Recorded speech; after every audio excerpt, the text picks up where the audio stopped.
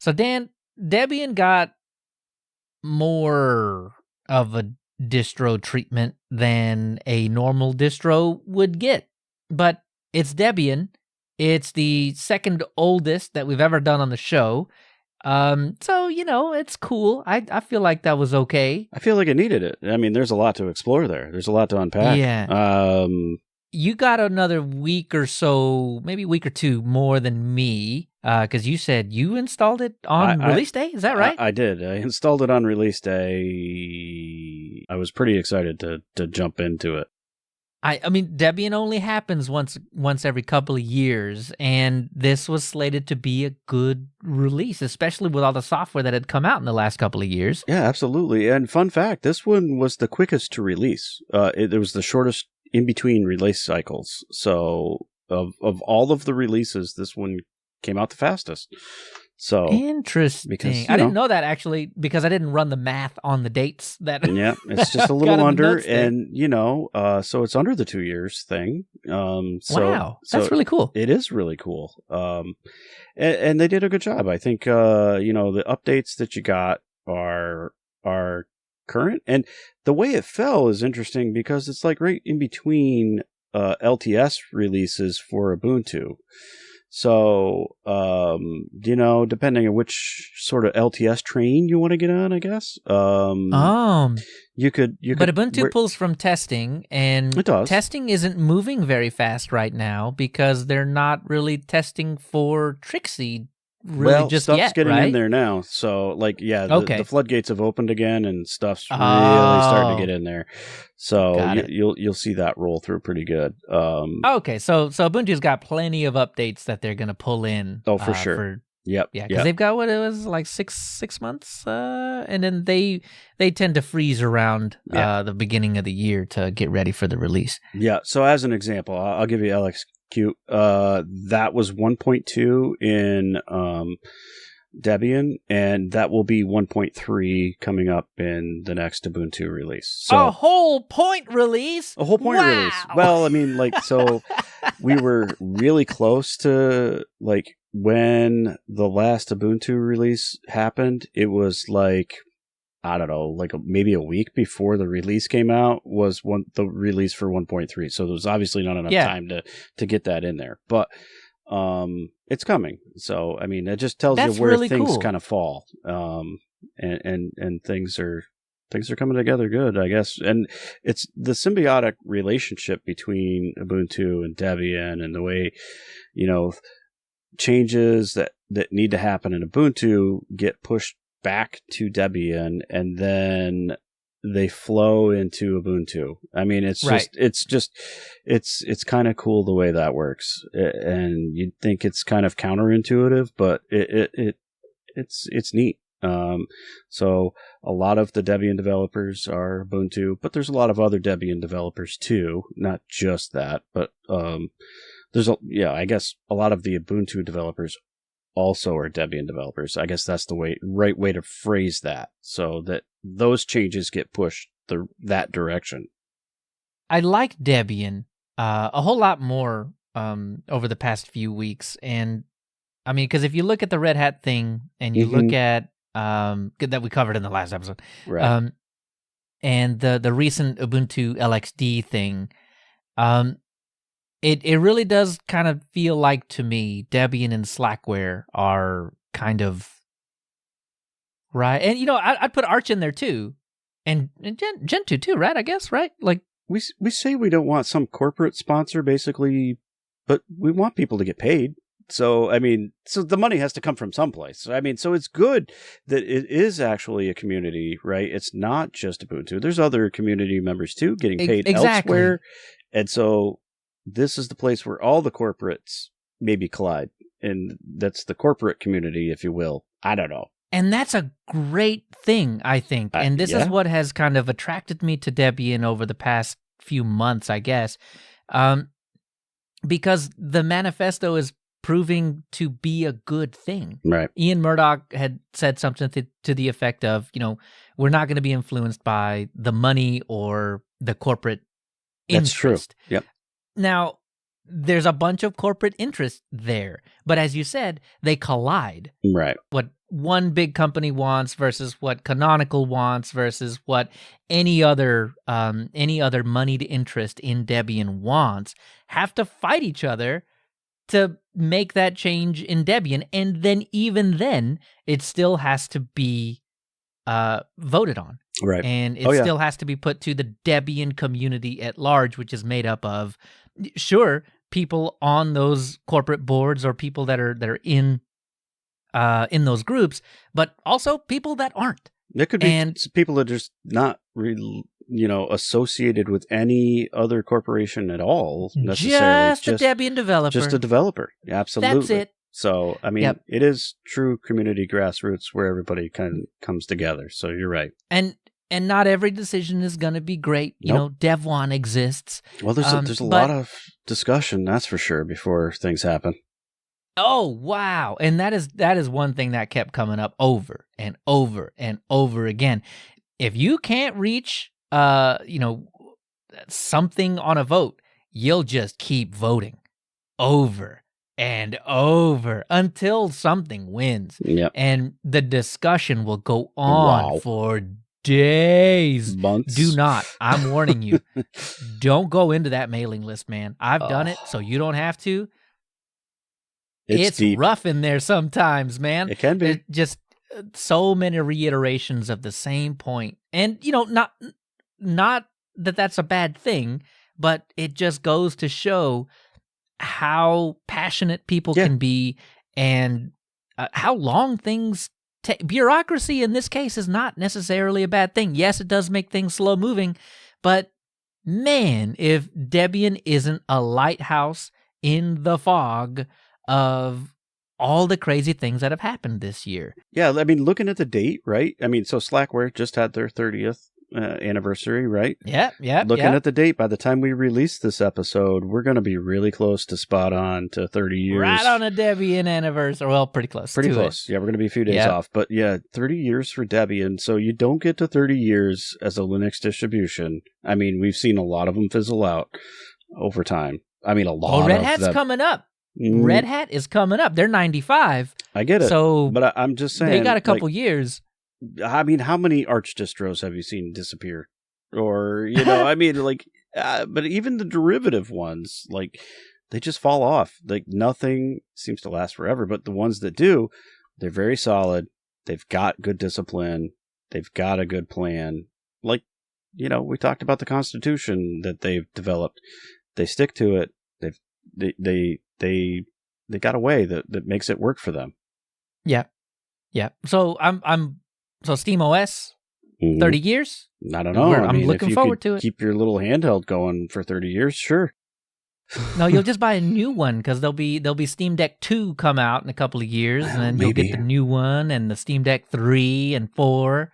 But they're not based on Debian, so they're not. Stop talking about them. Right. Back to Debian. I had a great time. I had an excellent time. So I went Plasma. No shocker there. Yeah, of course. I have to be the tail to your heads. Okay. And so obviously I went GNOME. Okay. Just to do it. That's good. That's the main, DE, if you will. But I'll say people worry about, it's a little old, right? I mean, it's Plasma from a couple of days ago or something. And so I don't know. It seemed to work. I mean, might be a little bug here or there that has been fixed in subsequent releases of Plasma. But now we're kind of at a standstill anyway when you look at Plasma while they get, Plasma 6 prepped, right? So it was a good time. So you're looking out for Trixie. Well, yeah. Debian, so you can get that new Plasma 6 hotness. So there's kind of a gap there. It's a good time, actually, to be Plasma on Debian if you're ever going to do it, I feel like. So, that's been running great. The big bugaboo, and it was even mentioned in the history, web browsers. Why? Oh, man, web browsers are terrible. They're hard to keep up with. That's all there is to it. Yeah, and a bit that we didn't cover was the change from Firefox to Iceweasel, then back to Firefox, but then to Firefox ESR. Yeah. And ESR makes sense. ESR does make sense, okay? Because for a Debian, absolutely. For any LTS, I feel like, honestly. But for a Leo, no. No, I wasn't saying it was great. Although I'd have to check. I think it did get an update, but I don't know if it got like a version update, obviously. Sure. Oh, no, not ESR. I don't think so. No, but they did come out with a new ESR not that long ago.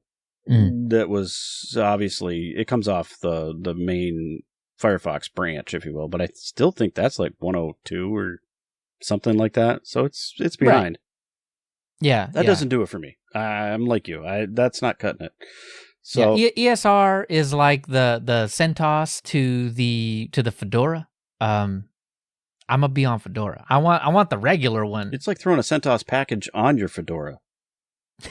True. Yeah, I mean, right?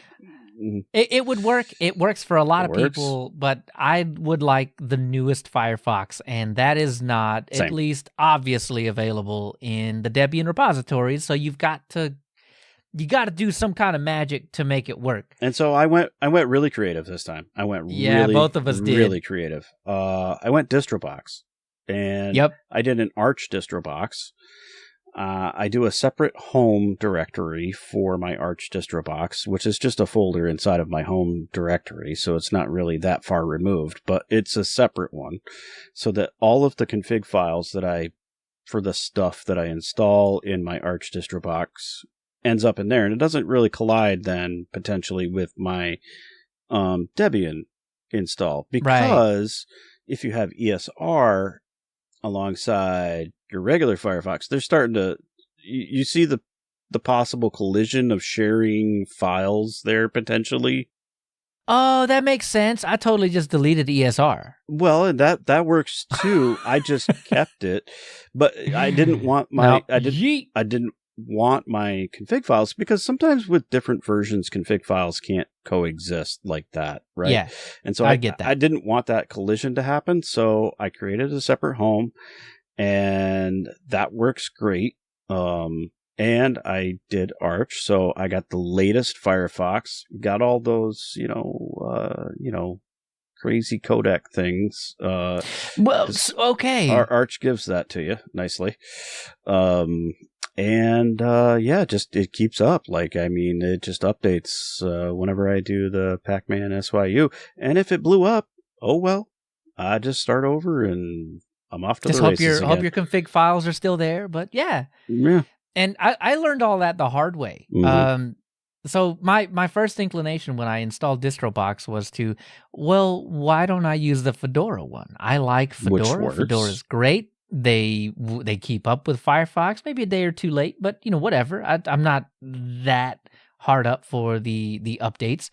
So I installed it, and go on to YouTube or I log into my Plex so I can watch a video here or there. YouTube works. It's choppy. I hated it. And Plex does not work at all because there's no proper H.264 codec. I think they made some change where the Cisco one is a fallback now or something. But I don't even know if so I very quickly realized we need to get rid of that. Mm-hmm. And the other option that I saw was Arch. Mm-hmm. And I know they keep up with things very quickly, so why not? And lo and behold, all the codecs are baked right in. Arch doesn't seem to have the same aversion to non-free software that both Debian and Fedora do, so hey man, everything just worked. They worked. So, of course, Firefox and DistroBox is my jam on a distro that does not come with Firefox, the latest Firefox, available to me. Mm-hmm. So, man, that worked good. I didn't stop there though, Leo. You just kept not going. Where it stopped. I didn't even bother installing Flatpak. No snaps. No app. Blasphemy. No app images. None of that. None of it. Everything got that I needed a more current version than what Debian was giving me. Wow. I went and installed in the Arch DistroBox and did it that way. You know what? Actually, there's a good reason for that. So Thunderbird 115 Supernova with the big, huge UI changes was released, and Arch got it a few days after. Like pretty much every Linux distro had a little bit of time to ramp up to that. There was a good week or so where nobody got the update. But people started getting it after that, and Arch was one of them. But Flatpak, almost 2 or 3 weeks. There's a little after, bit. They had a little bit of a change in some things, and so it took them a little longer. Yeah. So had I gone with Thunderbird in DistroBox in Arch, I'd have had it. Right. Probably a week prior to getting it in Flatpak, which is the way that I installed it. Right. DistroBox keeps looking better and better and better. And, I mean, it's not quite Flatpak easy yet. It is not. But no, I wasn't professing for that. I just thought I'd try something different. No, not at all. But wow, if it doesn't check the boxes. It makes it nice. Because, there are certain applications that in Flatpak I do like the bubble wrap and the containerization and stuff like that. And DistroBox doesn't quite give you that kind of thing. It doesn't. But it sure does give you new versions faster in some cases. So, man, that does make it a lot more enticing. So you're kind of convincing me to go the way you've gone and look down the barrel of DistroBox as opposed to Flatpak, at least more often. It's a good experiment. It really was. But I didn't go to that well too much, only for a few things. For the most part, I just ran what was given to me straight down the Debian repo. Well, yeah. Well, something like Audacity, I don't need that to change. No, that's good. Yeah. I especially don't need that to change. That does not need to crash or anything. So if it works, I'm gonna keep it. I just nope, don't ever change. Right. You are fine. Yep. So that'll come straight from the Debian repo. Yeah, and you get all the security updates and stuff. They keep you secure. So I mean, you're good there. So I don't know. I mean, I was pretty happy. That was a good move. Seemed to work out really well for me, and it was an interesting experiment that I'll probably do again. Well, I'm gonna 1,000% agree with you, because I have historically had a whole lot of Ubuntu kicking around. That's fair. I still have Ubuntu kicking around. Ubuntu is still on my NAS. It runs Plex. It does Nextcloud in a snap. And so, I've got no aversion to anything canonical or Ubuntu at all. But with the other smaller things running in a VM, I have absolutely swapped it over to Debian. Nice. So now I'm a bit of a half and half kind of situation. I'm half Debian, half Ubuntu, where I was 99% Ubuntu prior to this. The experience on Debian has just been a very good one for me. On the laptop I've got behind me, that is Debian, and I don't think it's going to go anywhere because the marriage of Debian and DistroBox plus Flatpak, there's nothing I can't get. Right. So having a nice, stable Debian base is fantastic. The hardware's supported. I don't need anything more than that. And then add stuff on top of that is fantastic. Firefox, right? I mean, and then I've got another box that I use. I'll WireGuard into my home network and then use that to get a full GUI. That machine is now Debian, where it used to be. Actually, that one used to be Linux Mint. So it was Ubuntu, but sort of, kind of. Right. But now it's just straight Debian. Cool. Debian 12 with Mate on it, which they added not too terribly long ago. Yep. And that WireGuard box, the WireGuard box I use to VPN into my home network, is now also Debian. So we went from, 6 or 7 Ubuntu boxes to now like half and half. Yeah. It is nice. It is really cool. And this is going to have to wait for another episode, probably one of the topic ones, but I went from VMware ESXi to Proxmox 8, which is based on Debian 12. Yep.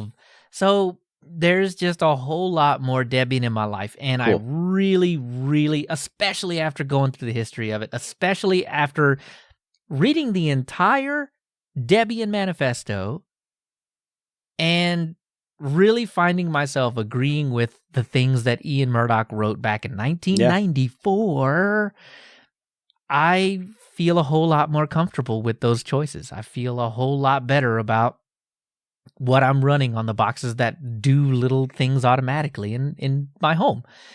So that might mean I'd start looking a little closer at Raspbian instead of running Ubuntu on some of the Pis that I've got. Yeah. So, well, that's a bridge that I cross later down the line. Well, that's fair. But, I mean, we did that for a little while, and it worked. Yeah, it worked great. we did. Like, it worked fine. Yeah. It absolutely does.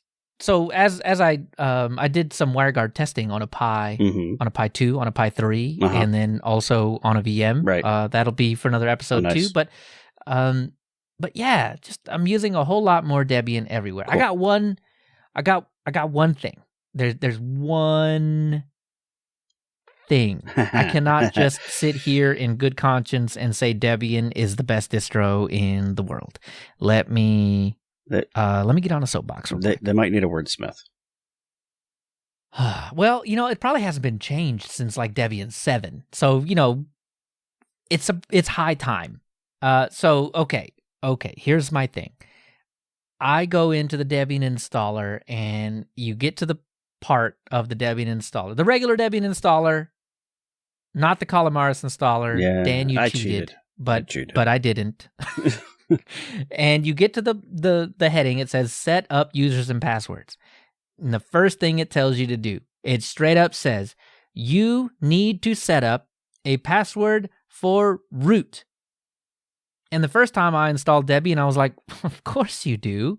It's just like on the Fedora Red Hat side. You set it up and then you can disable it later, whatever. No big deal. So you type in the password, whatever. And you click next, and then you create your user account. There's no checkbox or anything.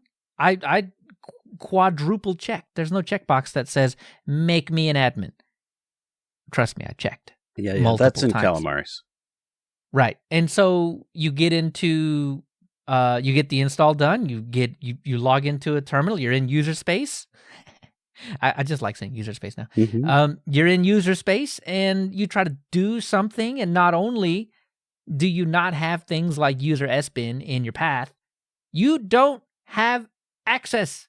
And it gives you that amazing message like, you are not in the sudoers group. This will be reported. Yeah. And I'm like, reported to who? To me? I already know. So, and I'm frustrated about it. So thanks for double telling me. I appreciate it. Yeah. So what do?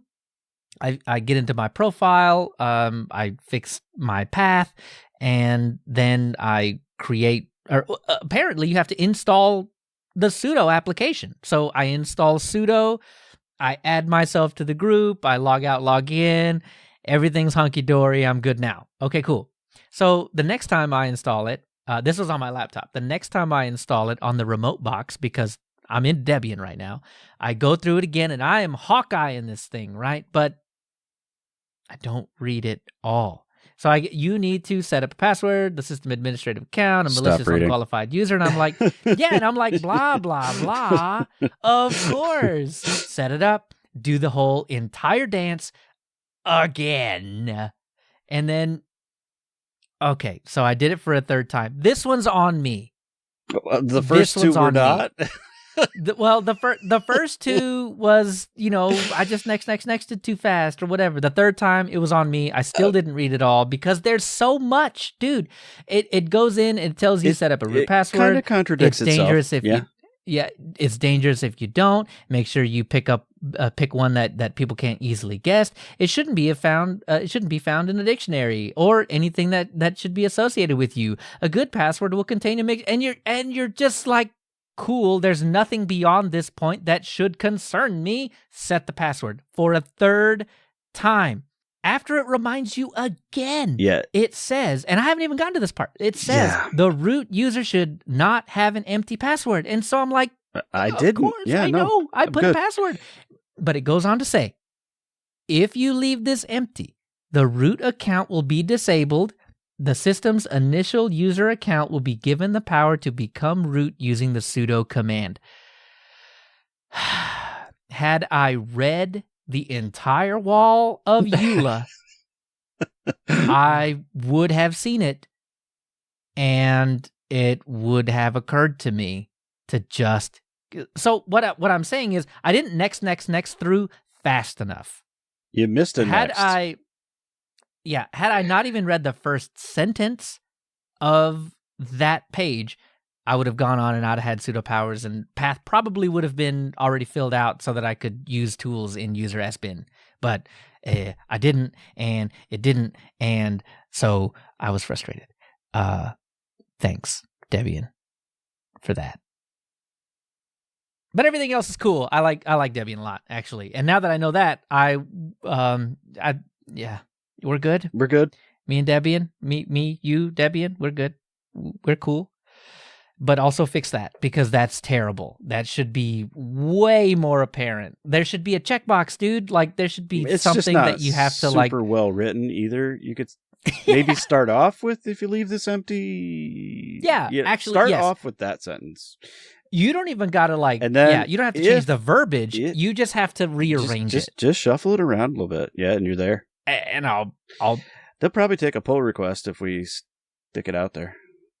Debian, please. Maybe it'd take some discussion on the mailing list, though. Debian, please.